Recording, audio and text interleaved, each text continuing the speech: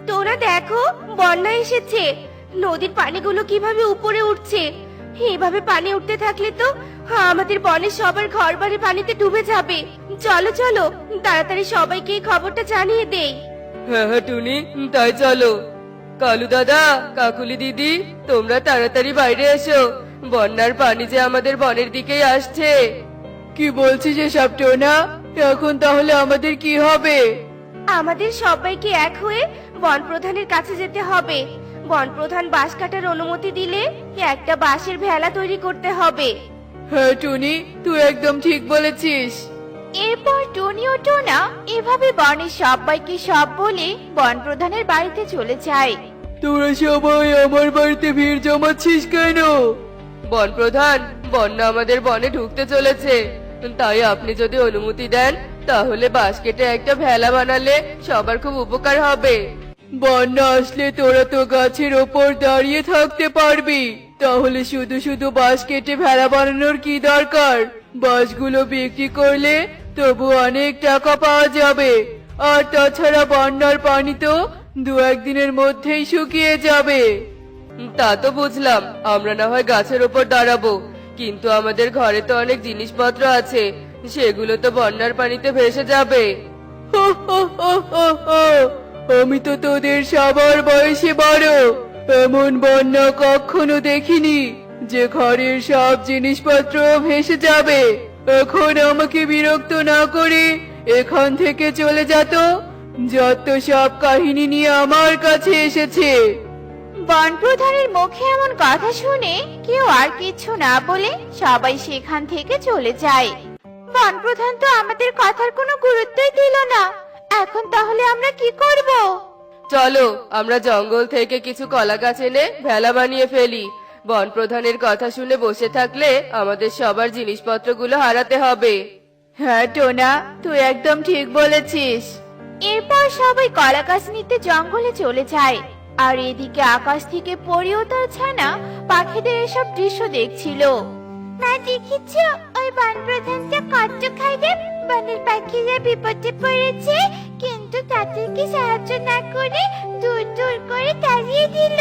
ওই বন প্রধানকে শাস্তি দাও তো মা। না রে মা, শাস্তি দেব না। শুধু শাস্তি দিয়ে কাউকে সঠিক পথে নিয়ে আসা যায় না, বরং কাউকে সাহায্য করলে সঠিক পথে নিয়ে আসা যায়। তাই আমি এই বন প্রধানকে অন্যভাবে সঠিক পথে নিয়ে আসব। অনেক কলা গাছ তো কেটেছি, এবার চলো সবাই গাছগুলোকে বাড়িতে নিয়ে যাই। যত তাড়াতাড়ি সম্ভব ভেলা বানাতে হবে, নয়তো পানিতে সব জায়গা ভরে গেলে আর ভেলা বানাতে পারবো না। হ্যাঁ হ্যাঁ, চলো সবাই। এরপর সবাই কলা গাছ নিয়ে বাড়িতে ফিরে আসে আর বাড়ির উঠোনে বসে সবাই মিলে ভেলা বানানোর কাজ শুরু করে দেয়। আর এক পর্যায়ে তারা সুন্দর একটি ভেলা বানিয়ে ফেলে। ঠিক তখনই মুষলধারে বৃষ্টি পড়তে শুরু করে। এ কি, এখন আবার বৃষ্টি শুরু হয়ে গেল? এমন বৃষ্টির পানিতে তো বন্যার পানি আরো বেড়ে যাবে, আর পানি শুকাতে অনেক সময় লাগবে। চিন্তা করো না টুনি, সৃষ্টিকর্তা সহায় থাকলে আমাদের কখনো কোনো ক্ষতি হবে না। এখন সবাই ঘরে গিয়ে জিনিসপত্রগুলো নিয়ে ভেলায় তোলো, যাও। মা, মা, আমার খুব ক্ষুধা পেয়েছে। মা, আমাকে কিছু খেতে দাও না। কিন্তু মারে, আজ তো আমি খাবার বানাতেই পারিনি, তোকে এখন কি খেতে দিব বল? টুনি কথা বলার সাথে সাথে বন্যার পানি পুরো বনে ঢুকে পড়ে আর পানিতে কলার ভেলা উপরে ভেসে ওঠে। মা টুকি, কাঁদিস না, আমার কাছে কিছু খাবার আছে। ভেলাটা গাছের নিচে নিয়ে গিয়ে সবাই মিলে খাবারটুকু খাবো। সত্যি বলছে কাকলি মাসি? কি মজা, কি মজা, আমি খাবার খাবো। এরপর কলার ভেলায় উঠে সবাই মিলে গাছের কাছে চলে যায়। আর হঠাৎ কলার ভেলাটা গাছের সাথে ধাক্কা লাগতেই কাকুলির খাবারের হাঁড়িটা পানিতে পড়ে যায়। এ কি সর্বনাশ হলো! খাবারের হাঁড়িটা যে পানিতে পড়ে গেল। এখন তাহলে সবাই কি খাবে? সবার কথা না হয় বাদ দিলাম, কিন্তু টুকি মাকে কি খেতে দিব? টোনা, চল আমরা বন প্রধানের কাছ থেকে কিছু খাবার নিয়ে আসি। এত বড় বিপদের কথা শুনে বন প্রধান ঠিক আমাদের খাবার দিবে। আচ্ছা ঠিক আছে, চলো দাদা। বন প্রধান, বন্যায় আমাদের ঘরবাড়ি সব ডুবে গেছে, আর তাই খাবারের অভাব দেখা দিয়েছে। আপনি যদি আমাদেরকে কিছু খাবার দিতেন তাহলে যে খুব উপকার হতো। তোরা আবার আমার কাছে ভিক্ষা চাইতে এসেছিস? আমি কি তোদের জন্য আমার বাড়ির দরজা খুলে রেখেছি নাকি? তাই তোরা বারবার আমার কাছে যা খুশি তাই নিতে আসিস? যা, এখান থেকে চলে যা বলছি। আমি তোদের কোনো খাবার দিতে পারবো না। এরপর টোনা আর কালু আবারও অপমানিত হয়ে সেখান থেকে চলে আসে। টোনা দেখ, ওই গাছে দুটো পেয়ারা ধরে আছে, চল আমরা পেয়ারা দুটোই নিয়ে যাই। মা, তুই এখানে থাক, আমি ওই পাখিদের সাহায্য করে আসছি। আচ্ছা ঠিক আছে মা, যাও তুমি। বাবা, আমাকে দুটো ফল খেতে দিবি? আমি যে আজ 2 দিন থেকে না খেয়ে আছি। আমরা একদিন না খেয়ে ক্ষুধার জ্বালা সহ্য করতে পারছি না, আর তুমি কি না 2 দিন থেকে না খেয়ে আছো? আচ্ছা ঠিক আছে, এই পেয়ারা দুটো খেয়ে নাও, আমরা অন্য কোথাও ফল খুঁজে নিব। তোদের অনেক ধন্যবাদ রে বাবা, আমি তাহলে আসি। টোনা চল ওদিকে যাই, আমার মনে হচ্ছে ওদিকে কোনো না কোনো ফল পাওয়া যাবে। এরপর টোনা ও কালু ফল খুঁজতে যেতে থাকে, আর তখনই তারা একটি সোনার ঘর ভেসে আসতে দেখে। এ কি কালু দাদা, সোনার ঘর আবার কোথা থেকে ভেসে আসছে? না জানি কোন ধনী পাখির ঘরটা বন্যার পানিতে ভেসে আসছে। চল ঘরটা গাছের সাথে বেঁধে রাখি, বন্যা চলে গেলে ওই ধনী পাখির খোঁজ করে ঘরটা দিয়ে আসবো। এই বলে কালু ও টোনা ঘরের কাছে চলে আসে, আর তখনই সেখানে পরি চলে আসে। এই ঘর কোনো ধনী পাখির নয়, তোমরা খুব ভালো পাখি, তাই আমি তোমাদের এই ঘরটা দিয়েছি যেন তোমরা বিপদ থেকে মুক্ত হতে পারো। আর এই ঘরের ভিতরে অনেক খাবার আছে, তোমরা সারা জীবন এই খাবার খেলেও সেগুলো শেষ হবে না। তাই নাকি? কিন্তু পরি, তুমি জানলে কি করে যে আমরা বিপদে পড়েছি? আমি আকাশ থেকে সব দেখেছি, আর কিছুক্ষণ আগে যে তোমাদের কাছে বৃদ্ধা ফল নিয়েছে সেটা আমি ছিলাম। আসলে তোমাদের পরীক্ষা করছিলাম তোমরা অসহায় পাখিকে সাহায্য করো কিনা, কিন্তু তোমরা ওই বনপ্রধানের মতো স্বার্থপর পাখি নও। তবে তোমাদের বনপ্রধানকে উচিত শিক্ষা দিতে হবে, তাহলেই তার ভুলটা বুঝতে পারবে। কিন্তু কিভাবে পরি? এরপর পরি টোনা ও কালুকে সব কথা খুলে বলে, আর তারপর টোনা ও কালু সোনার ঘরটা টুনিদের কাছে নিয়ে আসে। এ কি টোনা, এই সোনার ঘর তোমরা কোথায় পেলে? ঘরের ভিতরে ঢুকে খাবার খেতে খেতে সব বলবো। এখন চলো সবাই খাবার খেয়ে নেই। এরপর সবাই ঘরের ভিতরে চলে যায়, আর সবাই মিলে মজা করে খাবার খেতে থাকে। এভাবে সেই দিন কেটে যায়।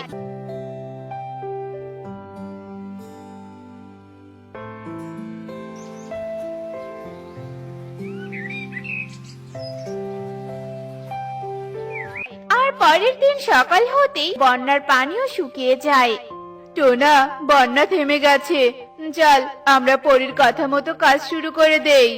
হ্যাঁ কালু দাদা, চলো। তোদের এত বড় সাহস, আমার বাঁশবাগানে এসে বাঁশ কাটছিস? এগুলো তোমার বাঁশবাগান না, এখানে বনের সব পাখির অধিকার আছে। আর শুধু বাঁশ নয়, এখানকার সব ফলের গাছ, সবকিছুর ভাগ এখন থেকে আমরা নিব। কারণ তোমার মতো স্বার্থপর বনপ্রধানকে আমরা আর মানি না। যে বনপ্রধান বনের পাখিদের বিপদে আপদে পাশে থাকে না, তাকে মেনে কি হবে?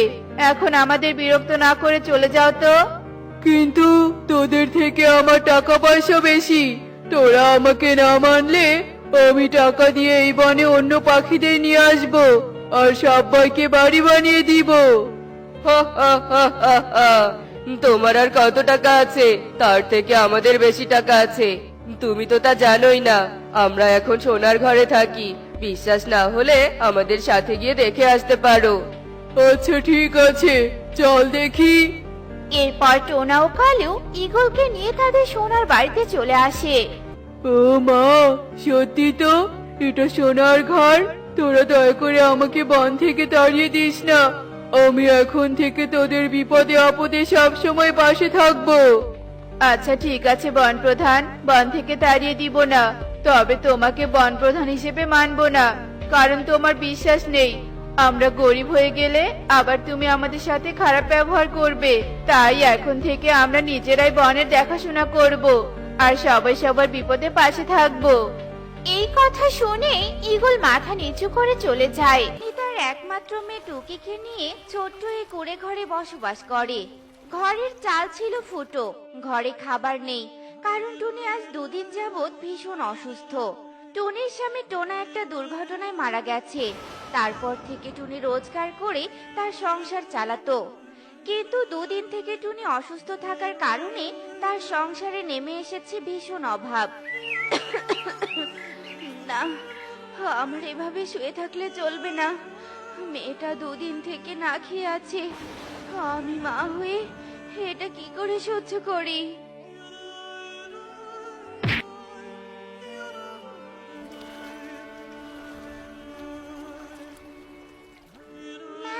এই অসুস্থ শরীর নিয়ে তুমি উঠতে গেলে কেন?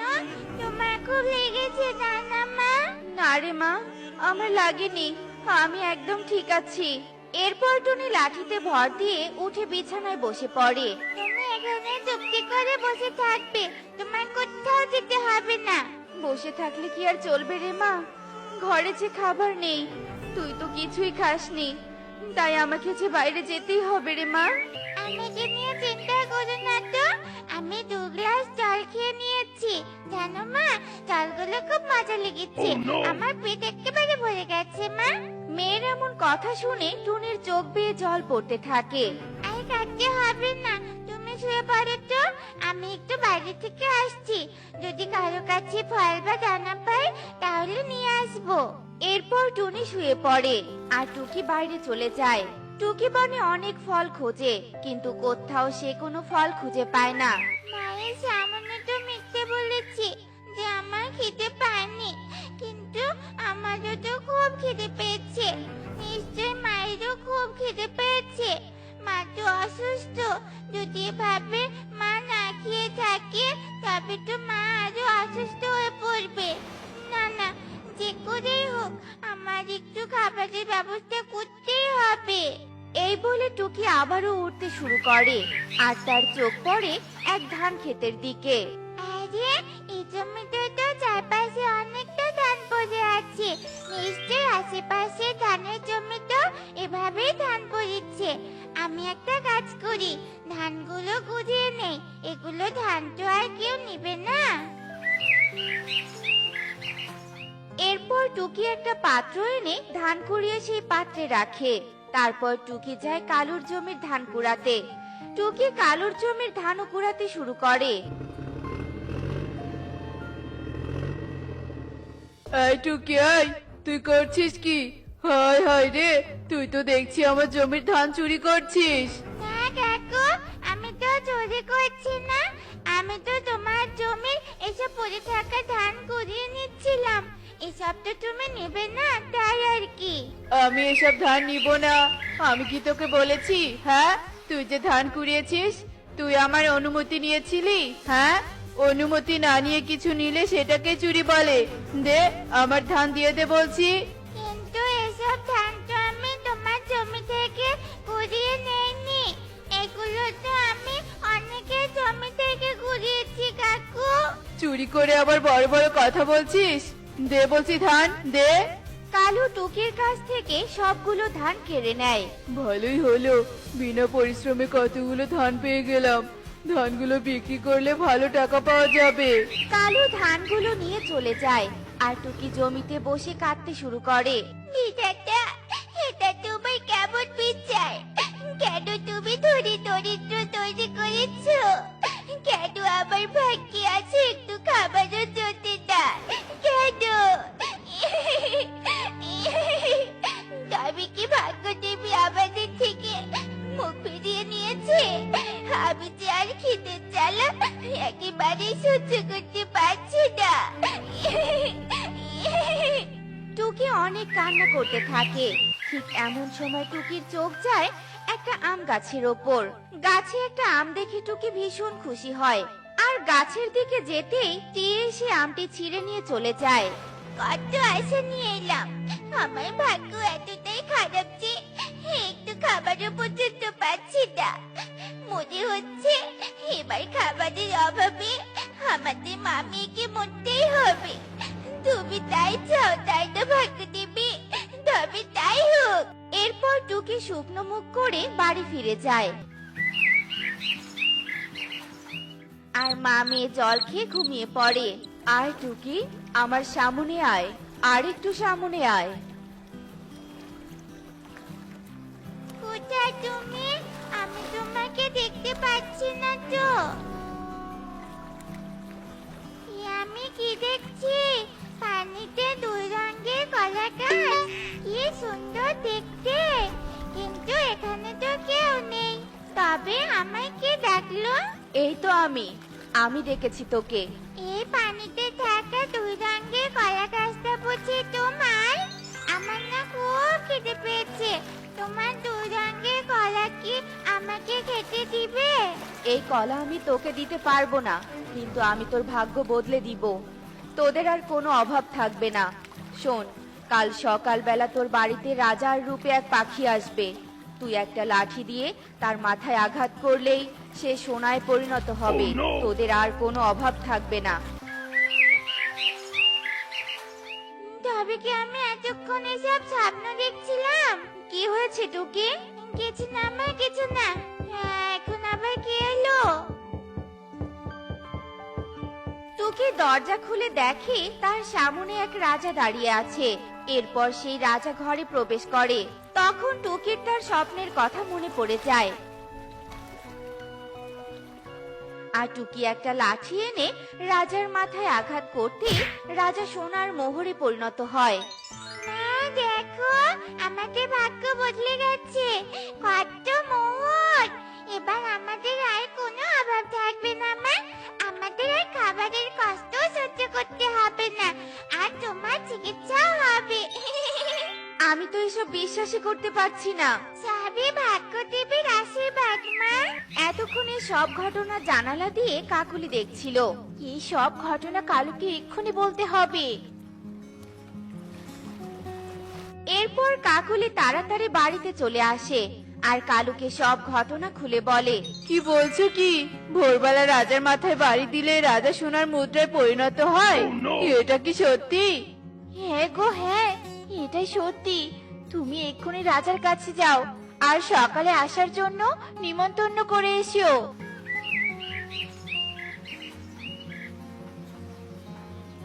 এরপর কালু একটা নেমন্তন্ন কার্ড নিয়ে রাজা ঈগলের দরবারে যায় আর ঈগলকে বলে, রাজা মশাই, আপনি কিন্তু সকালবেলা অবশ্যই আসবেন। আচ্ছা ঠিক আছে, আমি যাব।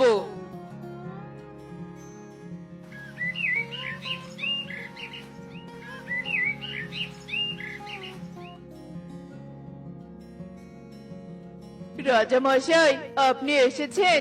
আসুন, ভিতরে আসুন। রাজা মশাই, প্রহরীরা বাহিরেই থাকুক, আপনি চলুন। প্রহরী, আমি ভিতরে যাচ্ছি, তোরা বাইরেই অপেক্ষা কর। রাজা মশাই, আপনি এসেছেন? তবে তো এবার আমরাও ধনী হয়ে যাব। আমার হাতে বেশি সময় নেই। কি খাবারের আয়োজন হয়েছে তা এক্ষুনি আনা হোক। এ কথা বলে কালু আর কাকুলি দুটো লাঠি হাতে নিয়ে রাজার দিকে এগিয়ে আসে। এ কি, তোরা কি করছিস? খাবারের পরিবর্তে লাঠি কেন? কারণ আমরা ধনী হব। তোরা আমাকে মারছিস কেন? তোদের আমি কারাগারে নিক্ষেপ করব। নেমন্তন্ন করে এনে মারধর করা। প্রহরী, প্রহরী! ওগো, রাজা তো শোনা হচ্ছে না। মনে হয় আরো মারতে হবে। আমারও তাই মনে হয়।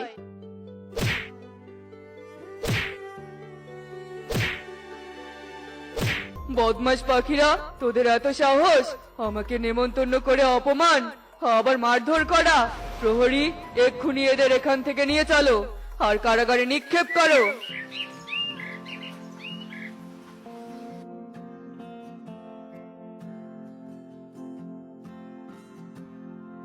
এরপর কালু আর কাকুলিকে কারাগারে নিক্ষেপ করা হয়। আর এদিকে টুনি টুকি সেসব সোনার মোহর দিয়ে নিজেরাও ভালো থাকে আর তারা অন্যদেরও সাহায্য করতে থাকে। আর এরপর থেকে তারা তাদের দিন আনন্দে কাটাতে থাকে। তো বন্ধুরা, প্রকৃত সত্য না জেনে আমাদের কখনোই অন্যকে অনুকরণ করা ঠিক নয়। এমনই সব মজার মজার শিক্ষণীয় টুনি পাখির গল্প পেতে আমাদের পাশেই থেকো। আর গল্পটি কেমন হয়েছে তা কমেন্টে জানাতে ভুলো না কিন্তু। Bye bye.